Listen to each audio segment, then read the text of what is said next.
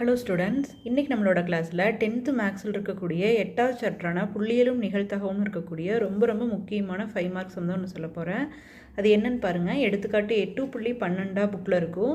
இது வந்து ஜூலை 2025 பப்ளிக் எக்ஸாமில் இந்த சம் கேட்டிருந்தாங்க. என்ன கொஷின் பார்த்தீங்கன்னா, ஒரு வகுப்பு தேர்வில் மாணவர்கள் பெற்ற மதிப்பெண்களை கீழே கொடுத்துருக்காங்க.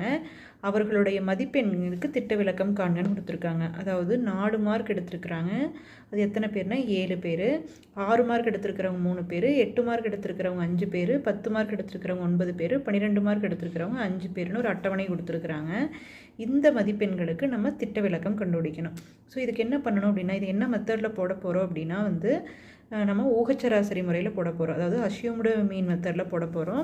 ஸோ ஃபஸ்ட்டு தீர்வில் நீங்கள் இங்கே என்ன எழுதணும் அப்படின்னா, ஊகச்சராசரியை நம்ம எதை எடுத்துக்க போகிறோமோ அதை தான் நம்ம இங்கே எழுதணும். எதை வந்து எடுத்துக்கணும்னா, எக்ஸ் இருக்குது பார்த்தீங்களா, இந்த எண்ணிக்கை மார்க்குக்கு தான் நம்ம திட்ட விளக்கம் கண்டுபிடிக்கணும். ஸோ இந்த எக்ஸ் மதிப்பில் ஏதாவது ஒரு மதிப்பு தான் நம்ம ஊகச்சராசரியாக எடுத்துக்கணும். ஸோ நடுவில் இருக்கக்கூடிய 8ங்கிறத எடுத்துக்கலாம். ஊகச்சராசரி A = 8 என்க. இப்போ அட்டவணையில் என்னவெல்லாம் எழுதணும்னா, அட்டவணையில் பார்த்தீங்கன்னா எக்ஸ் எழுதிக்கிறோம், அடுத்தது எஃப் எழுதிக்கிறோம். அதுக்கப்புறம் இங்கே என்ன எழுதணும் அப்படின்னா டி கண்டுபிடிக்கணும். டிக்கு என்ன ஃபார்முலான்னா எக்ஸ் மைனஸ் ஏ. ஸோ = எக்ஸ் மைனஸ் ஏவோட மதிப்பு என்ன 8. அதுக்கப்புறம் இந்த எஃப்ஐயும் டிஐயும் மல்டிப்ளை பண்ணி இங்கே எஃப்டி எழுதிக்கணும். எஃப்டி கூட இந்த டியை நீங்கள் மல்டிப்ளை பண்ணிங்க அப்படின்னா FD² வரும். ஸோ இந்த காலம் வந்து FD². ஸோ இதையெல்லாம் இந்த அட்டவணையை ஃபில் பண்ண போகிறோம். எப்படி ஃபில் பண்ணுறோன்னு பாருங்கள். கொடுத்துருக்கிற நம்பர்னா எக்ஸனுடைய மதிப்புகள் எல்லாம் இங்கே எழுதலாம். எக்ஸ் வந்து என்னென்ன கொடுத்துருக்காங்க, 4, 6, 8, 10, 12 கொடுத்துருக்காங்க. அதுக்குரிய எஃப் வேல்யூ பார்த்தீங்கன்னா 7, 3, 5, 9, 5 கொடுத்துருக்காங்க. இப்போ என்ன பண்ணணும், டி எப்படி கண்டுபிடிக்கணும்னா எக்ஸ் மைனஸ் ஏ, அதாவது 4லேருந்து 8 கழிச்சு இங்கே எழுதணும். 4 - 8. 4 - 8னா என்ன, -4. 6 - 8னா -2. 8 - 8னா 0. 10 - 8ன்னு பார்த்தீங்கன்னா 2 வரும். 12 - 8 வந்தீங்கன்னா 4 வரும். அடுத்தது பாருங்கள், எஃப்டினா இது 2ஐ பெருக்கணும். எஃப்டிங்கும் போது என்ன வரும், 7 நாள் 28, மைனஸ் சைன் இருக்கிறதுனால -28.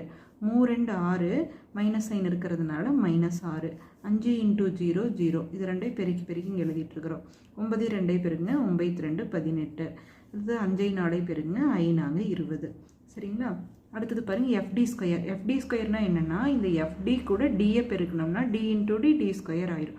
ஸோ இது 2ஐயும் மல்டிப்ளை பண்ணலாம். மைனஸ் இன்ட்டு மைனஸ் ப்ளஸ்ஸு 4 28ஐயும் பெருக்கணும், 12. Minus into minus plus 2 6 12. 0 × 0 0. 2 18 36. 4 20 80. So அட்டவணையை ஃபில் பண்ணிட்டோம். இப்போ இதனுடைய டோட்டல் வேல்யூஸ் ஃபைன் பண்ணலாம். எஃப் எல்லாத்தையும் நீங்கள் ப்ளஸ் பண்ணிங்கன்னா அதுக்கு பேர் கேபிட்டல் N. ஸோ இதையெல்லாம் ப்ளஸ் பண்ணிக்கங்க. 29. ஸோ என்னோட மதிப்பு என்னென்னா 29. எஃப்டி எல்லாத்தையும் ப்ளஸ் பண்ணி பாருங்களேன். இதில் பார்த்தீங்கன்னா 2 நம்பரில் மைனஸ் இருக்குது, 2 நம்பரில் ப்ளஸ் இருக்குது இல்லையா. ப்ளஸ் 2 நம்பரையும் ப்ளஸ் பண்ணிக்கங்க, மைனஸ் 2ஐயும் ப்ளஸ் பண்ணிக்கங்க. 20 + 18 38. இதுவே மைனஸ்னால 2 மைனஸையும் ஒன்று சேர்த்திங்கன்னா -28 -6னா -34. ஸோ -34 + 38 அப்படிங்கும்போது என்ன வரும் அப்படின்னா 4 வரும். ஸோ இதோட மதிப்பு, அதாவது சிக்மா எஃப்டி. சிக்மா எஃப்டினா என்னென்னா எஃப்டி எல்லாத்தையும் கூட்டினா வர ஆன்சர். ஸோ சிக்மா எஃப்டி எவ்வளோ அப்படின்னா +4. அதே மாதிரி சிக்மா FD²னா இந்த FD² மதிப்புகளை எல்லாம் கூட்டினா கிடைக்கிறது வந்து sigma FD². So sigma FD² மதிப்பு என்னென்னா 240. இப்போ நம்ம திட்ட விளக்கம் கண்டுபிடிக்க போகிறோம். எப்படி திட்ட விளக்கம் கண்டுபிடிக்கிறதுன்னு பாருங்கள். ஸோ திட்ட விளக்கம்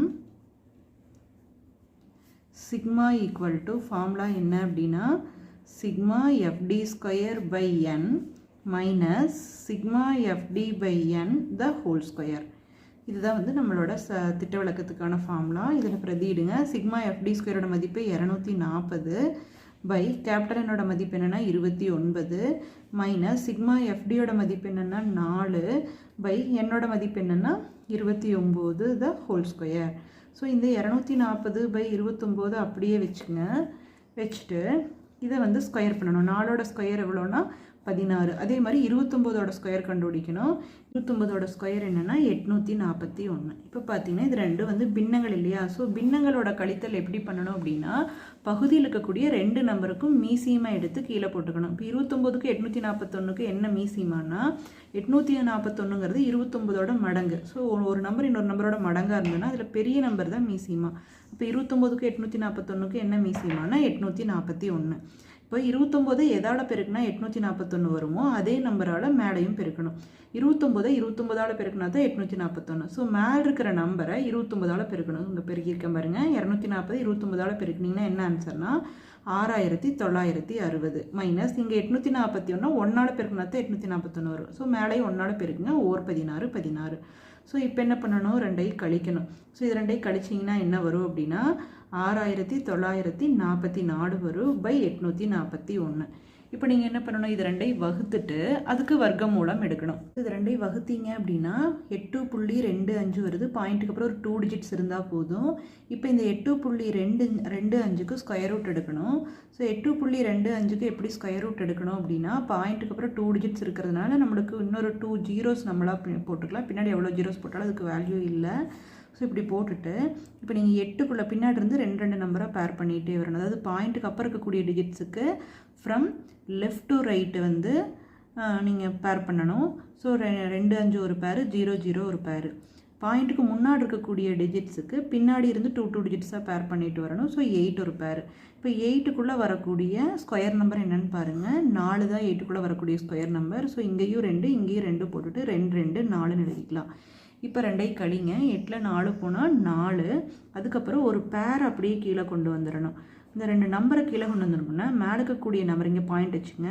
மேலே இருக்கக்கூடிய நம்பரை 2ஆல் பெருக்கி இங்கே எழுதிக்கணும். ஸோ 2 2 4.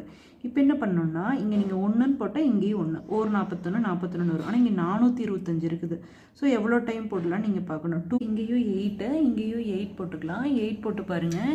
அப்போ என்ன வரும், 8 8s are 64க்கு 4, ரிமைண்டர் 6, 8 4s are 32, 32 + 6 38ன்னு வரும். இப்போ சப்ட்ராக்ட் பண்ணுங்கள். 5 - 4 1. பாரோ பண்ணிங்கன்னா 12 - 8 வந்து 4. அடுத்த ஒரு பேர், அதாவது 2 நம்பரை கீழே கொண்டு வந்துடணும். 2 நம்பரை கீழே கொண்டு வந்தோன்னா மேலே இருக்கிற நம்பரை 2ஆல் பெருக்கி இங்கே எழுதணும். 28 2ஆல் பெருக்குனிங்கன்னா 56 வரும். சரிங்களா. இப்போது நீங்கள் இங்கே 0 போட்டால் இங்கேயும் 0 போட்டோன்னா 0ன்னு வந்துடும். 2 போட்டிங்கன்னா 2 560 வந்து 1000 சம்திங் வரும். ஸோ இங்கேயும் 7 இங்கேயும் 7 போட்டிங்க அப்படின்னா 3969 வருது. என்னோட பாயிண்ட்டுக்கு அப்புறம் 2 டிஜிட்ஸ் இருந்தால் போதும். ஸோ இதோட ஆன்சர் என்ன அப்படின்னா 2.87.